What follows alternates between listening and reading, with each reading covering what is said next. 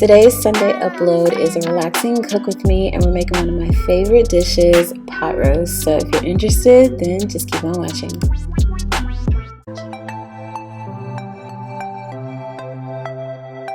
Welcome back, and if you are new here, my name is Brittany and I do home and lifestyle here on this channel. That includes shop with me's for home decor, hauls, and homemaking videos. So if you're interested in that sort of content, you can hit the subscribe button below, and let's get into today's video.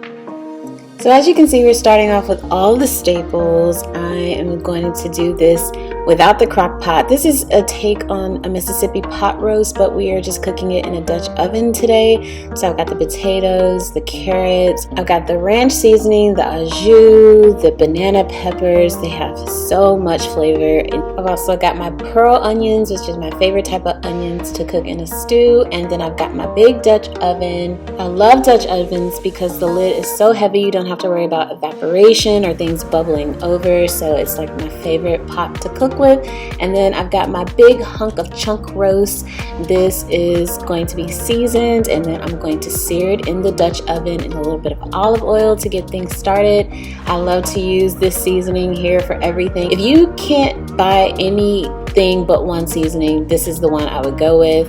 It's got all the staple seasonings like salt, pepper, onion powder, garlic powder, parsley, like all your Italian seasonings, and it flavors up anything perfectly. I absolutely love this seasoning. So I've got my heat on high temporarily because I'm going to sear both sides of the chuck and get it all nice and browned up, get that chef's gold on the bottom before I add in everything. So I'm going to chop some veggies.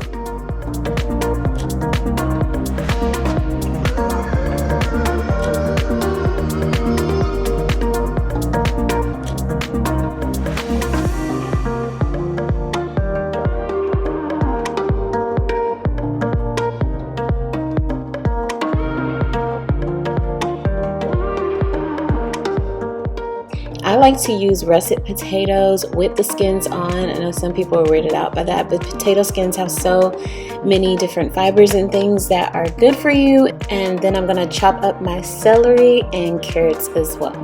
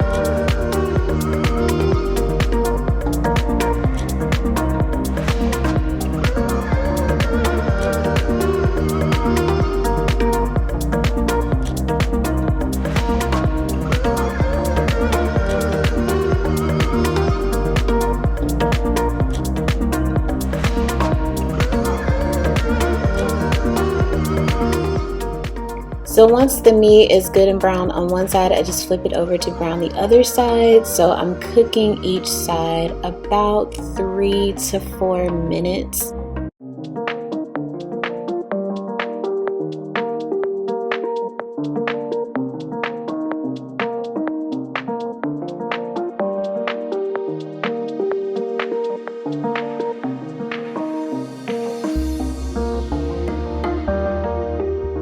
And now that it's browned on both sides, I'm going to go ahead and dump in all of my chopped veggies and add all the other goody ingredients that is going to make this dish just so flavorful. The first thing I add is chicken broth because I kind of just want to work up that chef's gold at the bottom and incorporate it into the flavors of the dish because that's all flavor down there.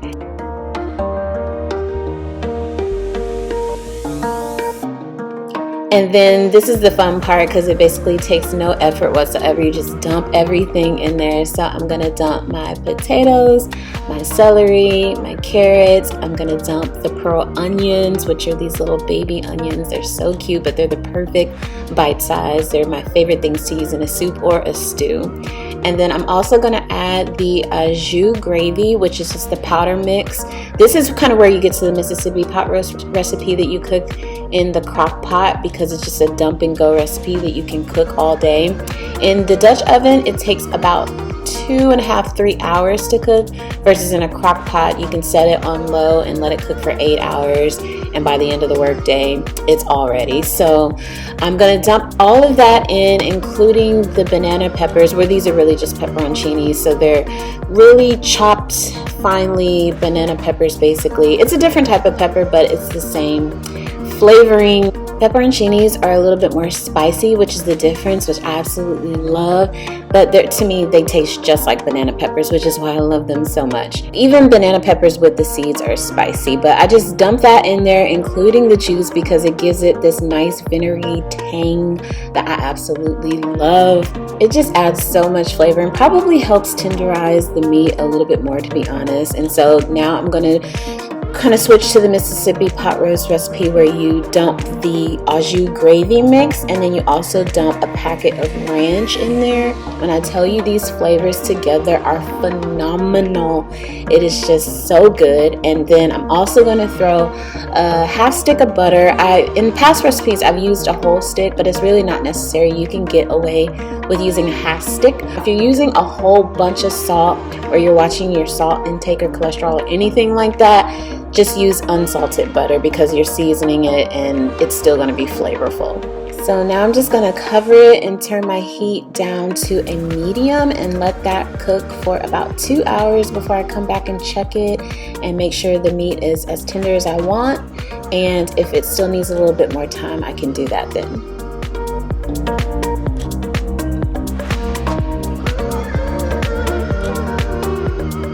So at this point, it's been right about an hour, maybe a little past an hour, but I just want to check the condition of everything.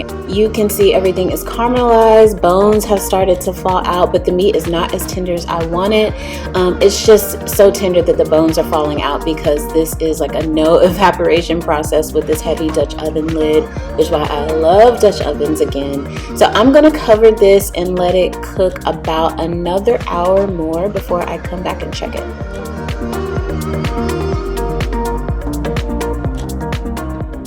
So it's been about 2.5 hours at this point. So I've come back to check it and everything is so yummy and good together. All I've got to do is take this wooden spoon and start cutting up the meat, which if you can do that with a wooden spoon, honey, the meat is tender.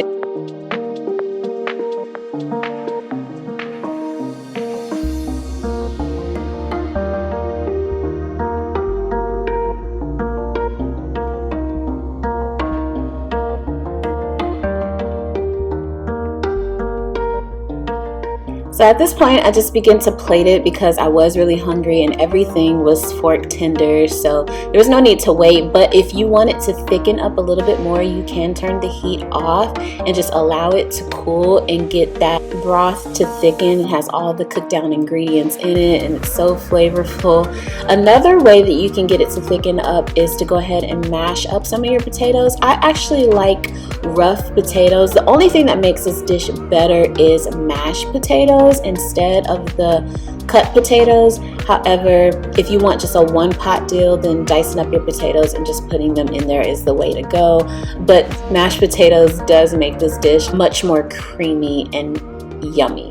And one of my favorite ways to top this is with a little hot sauce, but it's not necessary because there's so much flavor in the dish. So I hope you guys enjoyed this video and found it helpful and useful. If you did, give this video a thumbs up. If you cook this and like this dish, tell me how you do it differently, and I hope to see you in another video, which might be somewhere on your screen.